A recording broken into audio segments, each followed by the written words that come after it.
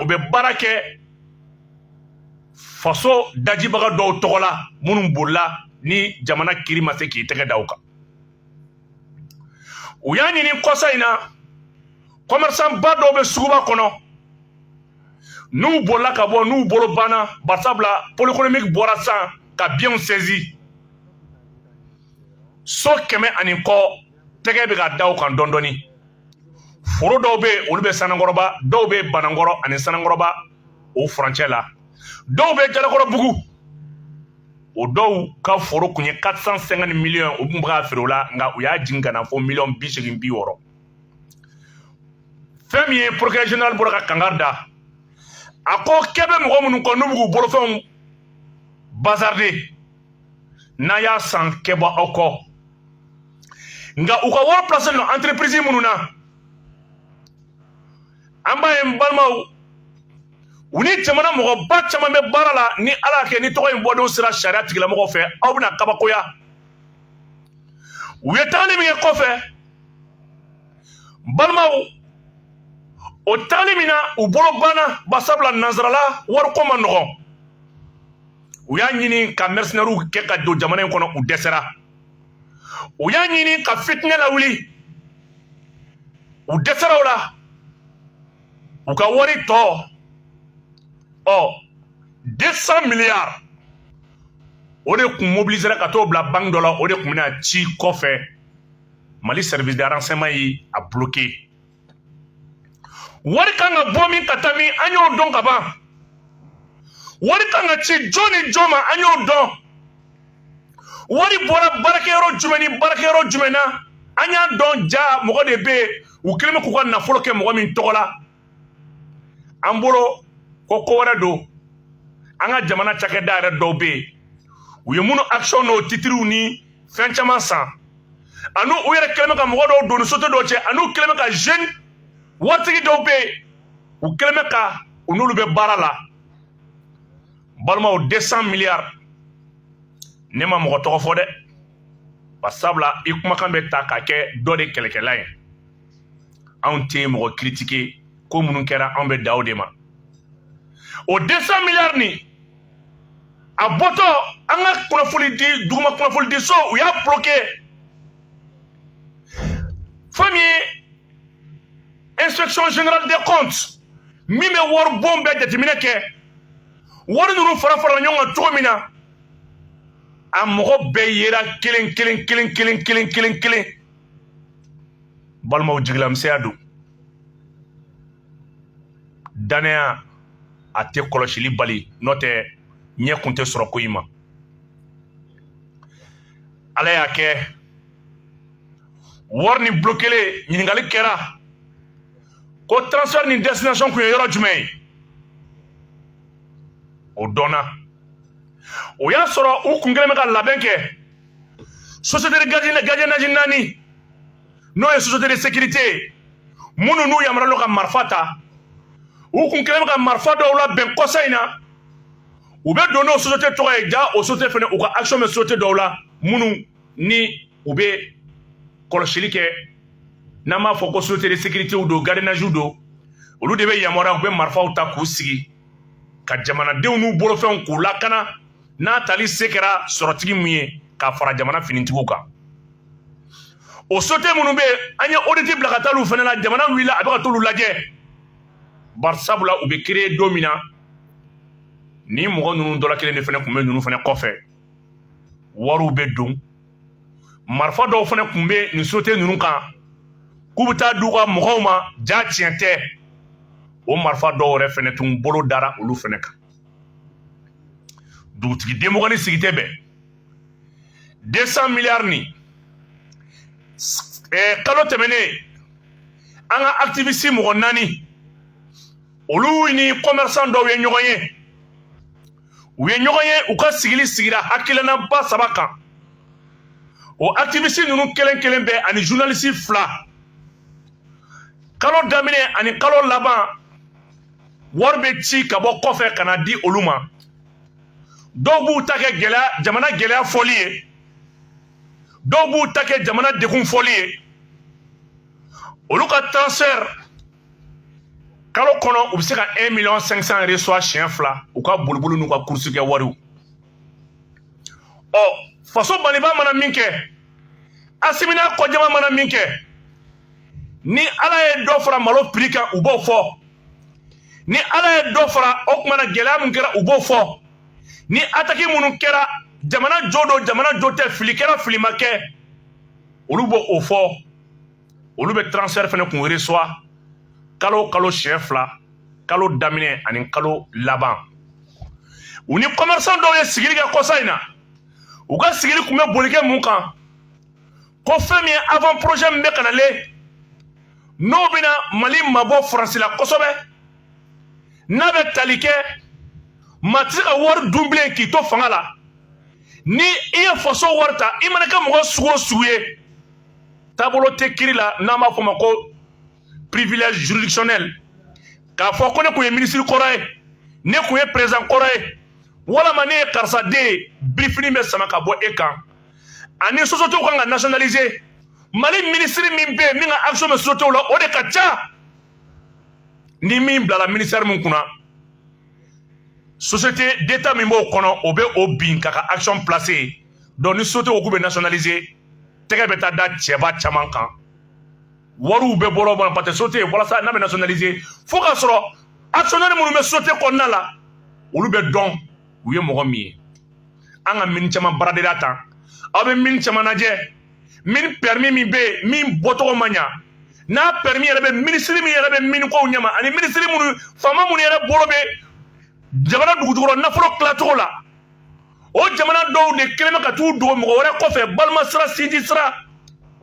fɛn min ye ka nin di o de y'a kɛ Kayi dugukolow ani mini baarakɛlaw tɛ se ka se sɔrɔ abada. O mini baarakɛlaw mana plainte don cogo o cogo u tɛ ɲɛ sɔrɔ a ma. Faama minnu kan ka kuma kɛ jigiya kan ka bɔ yɔrɔ min na o tɛ sɔrɔ. Bolo dara o permis ninnu kan des permis illégaux qui ont été frauduleusement délivrés. Jamana kunnafonidiso n'o service de renseignement ye bolo dara olu fɛnɛ kan. N'Ala sɔnna ma dugumɔgɔw a ka yɔrɔw bɛ segin aw ma. N balimaw kunnafonidila mɔgɔ 6 in activiste 4 ani journaliste 2 olu kelen ka nin ɲɔgɔnya in kɛ ani commerçant dɔw bɛ suguba kɔnɔ. O commerçant ninnu de bɛ baara kɛ ni maa bolilen ninnu ka nafolo ye. Nafolo kan ka bɔ k'a di mɔgɔw ma u ka lagosi kɛ avant projet min bɛ sen na. A fɔlɔfɔlɔ ye mun ye u bɛna lagosi kɛ ko Asimi tɛ se ka constitution yɛlɛma ka sababuya kɛ mun ye ko transition don. Filanan ye mun ye ko jamana ma basigi nin kulu ninnu de bɛ ka labɛn. Nka activiste ni journaliste kɛ mɔgɔ 2 in olu de chargelen don ka tɔw recruter ka pagew ta ka bila baara la. Ala y'a kɛ an y'an tɛgɛ da o kow kan olu ɲɛdɔnna 200 milliards min bɛ ka bɔ a kun tɛ dɔwɛrɛ foyi ye contacts minnu kun donna Mali kɔnɔ n'u bɛ fɛ ka Mali dasi ka Mali dɛsɛ ale ni u kun kan ka na ni marifa mun ye ka don sauterie gardinaliw fɛ wari in fanba kun kan ka taa mɔgɔw de sɔn mɔgɔ kura ka ta ka don ka na ni dafirili ye jamana sira fɛ. Wari min b'u bolo kɔfɛ o banna u kun ye wari kalifa don kɔfɛ mɔgɔ dɔ fɛnɛ la o tigilamɔgɔ fɛnɛ Ala y'a kɛ o wari fɛnɛ ma sɔrɔ o bolo o fɛnɛ bɛ t'i jɔ fo miliyari 100 ani dɔɔnin na nka miliyari 400 ani 60 jɛ b'u bolo banque wɛrɛ la olu fɛnɛ ma sɔn k'o di ko fo k'a justifier. Donc u jigi bɛ u kelen bɛ ka nafolo di mɔgɔ minnu ma Mali kɔnɔ n'olu bɛ ka baara kɛ u tɔgɔ la u jigi b'o o mɔgɔ ninnu de kan. Bravo au service de renseignement, bravo à la DGC ou agence a kɛra agence ye sisan. Colonel Moribo Kone k'i fo i ni ka cɛdenw a ye mɔnɛ bɔ maliyɛnw na nin fɛnɛ kun bɛna kɛ bingali wɛrɛ 200 milliards jɛ nin kun ye attaque wɛrɛ daminɛtɔ ye tugun an ma sigi ni min ye ka Mali dugujukɔrɔ kunnafonidilaw a n'a ɲinikɛlaw Mali tenitigiw k'u fo k'u waleɲuman dɔn. N balimaw an bɛ don an ka thème 2nan na o ye mun ye fɛn min ye Côte d'Ivoire masakɛ Alassane Dramane Ouattara a y'a ɲini ko ka ko sugu bɛɛ kɛ mercenaires les présumés mercenaires là ou kana se ka juger ko kiri kana se ka kɛ u y'a ɲini sira bɛɛ fɛ u ma ɲɛ sɔrɔ u bɛna ɲini sisan politicien kunda mun kama mɔgɔ ninnu bɛ se ka bila cogo jumɛn n balimaw fɛn min ye M5 Mali kura olu ye sigili dɔ kɛ u ko u b'a ɲini jamana faamaw fɛ ko ka ni mɔgɔ minɛlen ninnu bila walasa bɛn ni kelenya bɛna Mali ni Côte d'Ivoire cɛ walasa ko gɛlɛya min bɛ Mali kɔnɔ ja ninnu bilalen de bɛ gɛlɛya ban ja ninnu bilalen de bɛna jiko ban ninnu bilalen de bɛna nord attaque ban ninnu bilalen de bɛna jadisiw ye ninnu bilalen de bɛna to terroriste bɛ yɔrɔ min na n'an ye ninnu bila o bɛɛ bɛ ye n'a sɔrɔ o tɛ 46 militaires